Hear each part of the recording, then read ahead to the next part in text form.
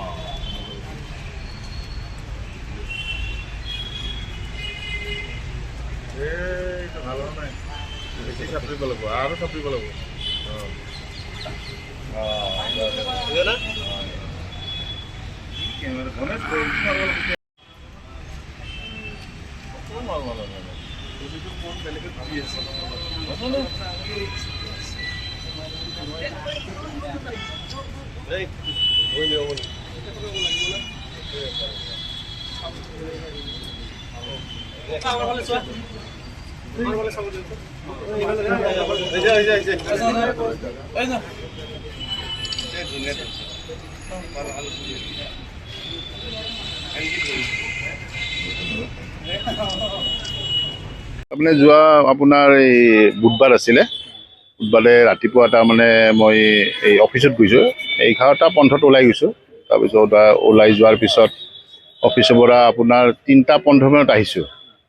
আহি পেলাই ঘৰত দেখিছোঁ চব দৰ্জা খিৰিকী চব ভাঙি থৈ গৈছে।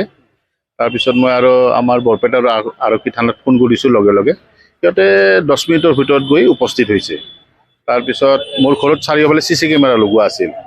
CC কেমেৰা লগোৱাৰ পিছত আমাৰ OC ছাৰ গৈ তাৰপিছত গোটেই ফুটেজটো চালে। ফুটেজ চোৱাৰ পিছত সিহঁতে কেতিয়াবা সোমাইছে সকলোখিনি গম পালে। গম পোৱাৰ পিছত লগে লগে আৰু বস্তুখিনি CC কেমেৰাৰ সহায়ত সিহঁতক এই ছাৰহঁতে তাৰমানে কি নেক্সট 24 ঘণ্টা নহওঁতে তাৰমানে আপোনাৰ 20 ঘণ্টাৰ ভিতৰত চুৰ দুটাক ধৰিবলৈ সক্ষম হৈছে। বৰপেটাৰ চুৰ দুজনক কৰায়ত্ব কৰিছে। ৰিকভাৰী মানে কি বস্তুখিনি পোৱা গৈছে, গোটেইখিনি য'ত চুৰ দুটাই বেচিছিল পাঠশালাত বিক্ৰী কৰাবলৈ কৈছে। চুৰ দুজনক লৈ যায় পাঠশালাৰ পৰা বস্তুখিনি আপোনাৰ লৈ আহিছে। পাঠশালাত কৰিছে। ভাঙা চোৰাৰ দোকান মই ইমানখিনি নাজানো, কিন্তু তেখেতৰ এজন মানুহকো ধৰি আনিছে বুলি শুনিছোঁ, বা ময়ে দেখিছোঁ আনিছে বুলি। তাৰপিছত বস্তুখিনি সিহঁতৰ পৰা গোটেইখিনি বস্তু জব্দ কৰিছে। আৰু ঘৰত মানে আপোনাৰ মই ইৰিগেশ্যন কলনীত থাকোঁ, মই ইৰিগেশ্যন ডিপাৰ্টমেণ্টত চাকৰি কৰোঁ, কোৱাৰ্টাৰত থাকোঁ মই বৰপেটা ৰোডত। শ্ৰী দীপজিৎ কুমাৰ বৈশ্য। বহুত বহুত ধন্যবাদ জনাইছোঁ। ইমান যে সোনকালে বস্তুখিনি হেৰি কৰিছে তাৰ কাৰণে বহুত বহুত ধন্যবাদ। 24 ঘণ্টা নহওঁতে আৰু 20 ঘণ্টাতে সিহঁতে সক্ষম কৰিছে আৰু সহায়ত্ব কৰিছে। বস্তুখিনি আনিছে সিহঁতে, সেইখিনি বস্তু গোটেইখিনি এই আৰক্ষী থানাই আনিছে, গোটেইখিনি ৰিকভাৰী কৰিছে।